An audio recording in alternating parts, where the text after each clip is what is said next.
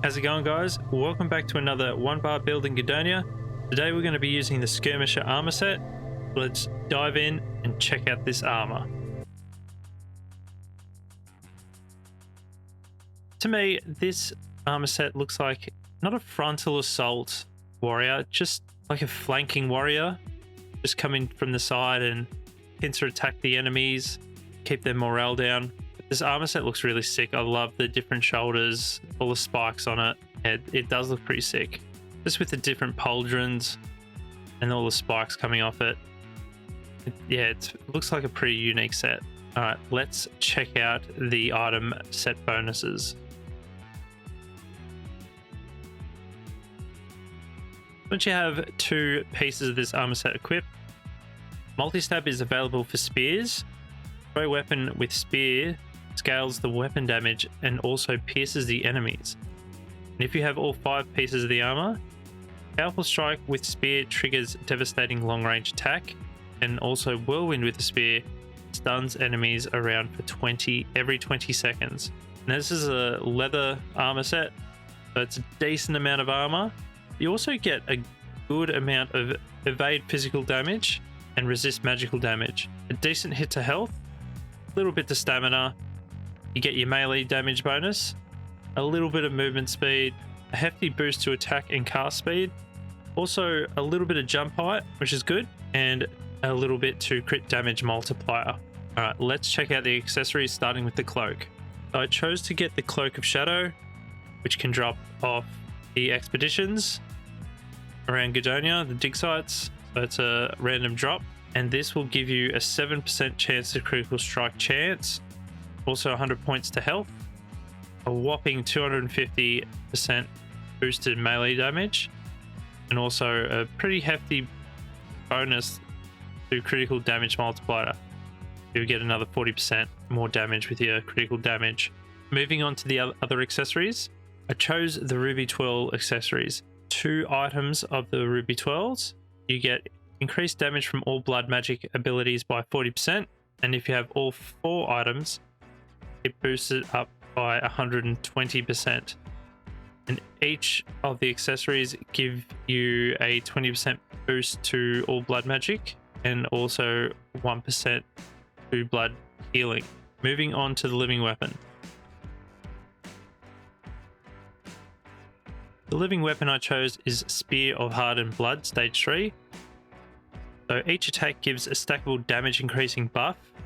If Blood Demon form is active, increases the duration by 1 second per stack.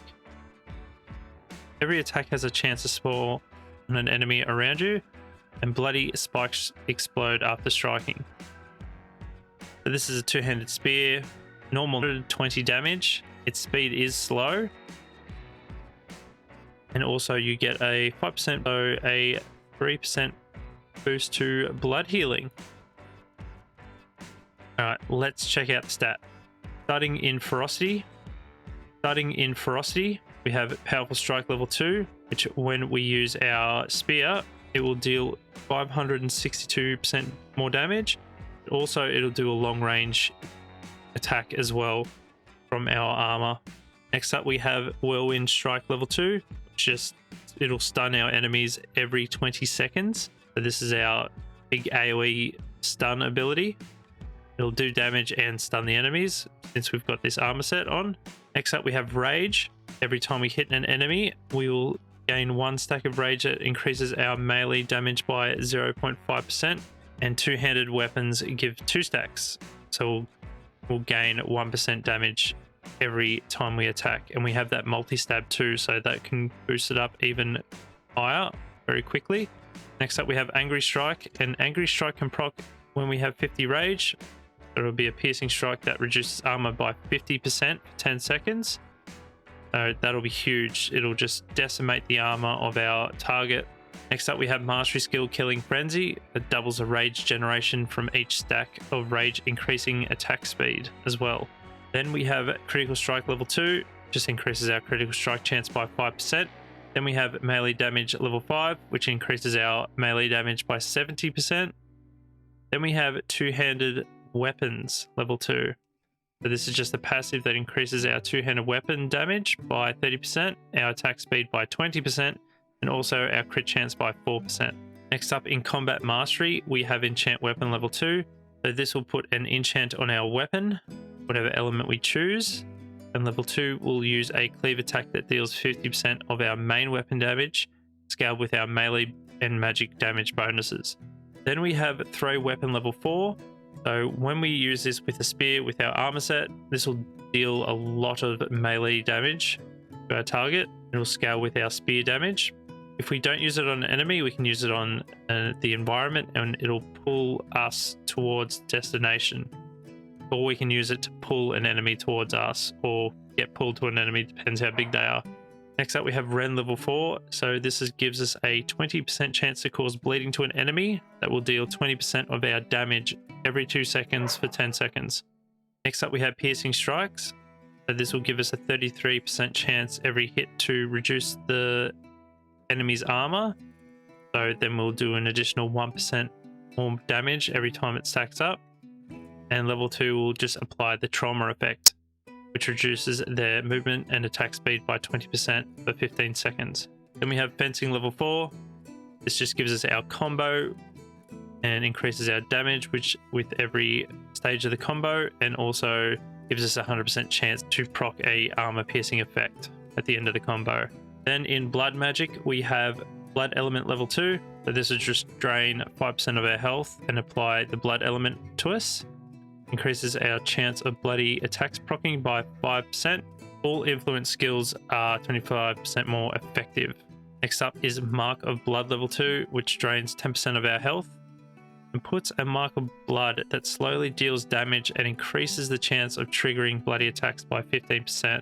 And while we attack this target, we do increase damage. Then we have Blood Spikes. This will drain 20% of our health. This will throw spikes on our back that will damage enemies nearby for 10 seconds, but if we can use it again, we'll do a powerful wave attack. Be like a cone in front of us that we can deal a bit of AoE damage. Then we have Bloody Attacks level 3, which increases each attack has a basic 10% chance to restore 8% health. The amount of health healed is restricted with 20 heals per minute. Then we have Hunger for Blood, increases the movement and attack speed by 5% for every enemy that is near the player. So when we're surrounded, we can do more damage quickly and move around a lot quicker. Next up is Leeches level 2. After we fall an enemy, they have a 100% chance to spawn a leech that will attack enemies nearby and restore our health passively. Then in Blood Frenzy, this just increases the chance of bloody attacks triggering by 20%. We have a pretty big booster triggering bloody attacks with this build. Next up in defense, we have Survivability level 2, which just increases our health by 60, and also the mastery skill, Defense Master, which gives us an additional 30% more health. Then in speech, we have Pressure level 2. Every time we attack, we have a chance to abuse our target, decreasing their damage, and also the mastery skill, Loud Speech, and this will just apply pressure to enemies all around us instead of one target. Then we have Charm, which is also another passive skill, so every time we attack we have a small chance to charm the target, forcing them to stop attacking us for 8 seconds. Next up in our talents, we have 5 points in health bonus, which gives us another 500 health. 5 points in stamina bonus, which gives us 375 points to health. Also 5 points in melee damage bonus, which gives us a whopping 250% more melee damage. Then 5 points in defense, which gives us an additional 5% more armor and more magic resist. And last, we have 5 points in speed bonus, which increases our attack speed by 15% and our movement speed by 1.25. All right, let's see how these frost trolls hold up. Now we're here at the Frost Troll encampment. I'm going to put our Blood Element on. Also enchant our weapon. Alright, and then we can go in. What we want to do is use Mark of Blood. We can do that. Put on our Bloody Spikes. We can pull enemies towards us if we want. You can see we did a lot of damage there. And just chomping these guys up. Got the stuns on. 14,000. T8. We are doing a fair bit of damage. Use the marked blood again. 26,000. This won't be a massive AoE damage dealer. You can sort of get in there, do your damage, you can stun them. You can see we are doing a fair bit of damage there and just rip them apart at the end. And pump all them in, use our stuns.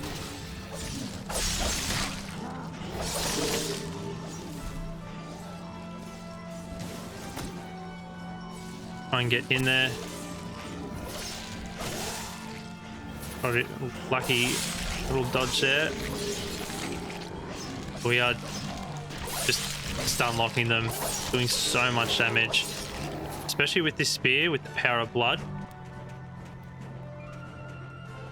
More weapon, more melee damage. Even if you get in here, do your damage, pull the enemy, or try and pull the enemy towards you. Sometimes it won't work. Get that stun on them. Powerful strike is always good to have.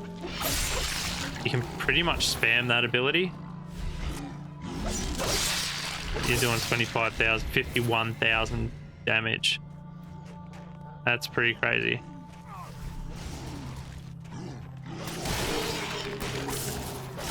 Get them all in a group. Or try to.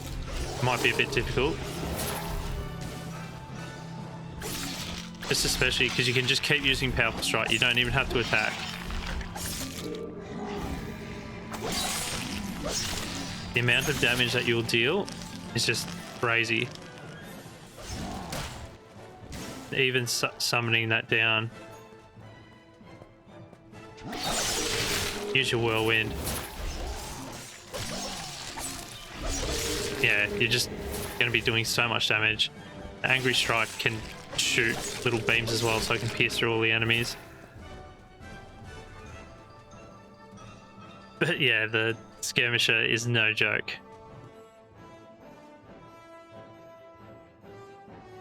Using the skirmisher as a flanking maneuver would probably be better than just rushing in and face tank all of the enemies at once.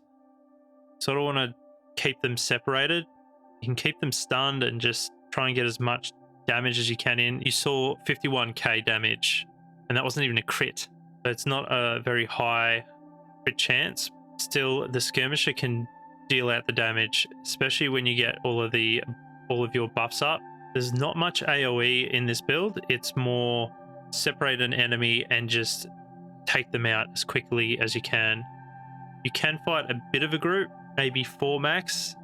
If it's 4 melee, you'll just dominate them, just stun them with whirlwind, and then just use powerful strike to just pierce through them all. And even if you just use a few multi-stabs, get that done. Even with your spikes, they'll constantly take damage. What do you guys think? That's going to do it for me, guys. I really hope you enjoyed this build. I enjoyed playing it. It's very different to a normal warrior, especially when you got to like separate a few enemies and get in there and do your thing. But yeah, it is pretty fun. All right, guys, that's going to do it for me. Thank you so much for watching. I really appreciate it and hope to see you in the next one. All right, guys, take care.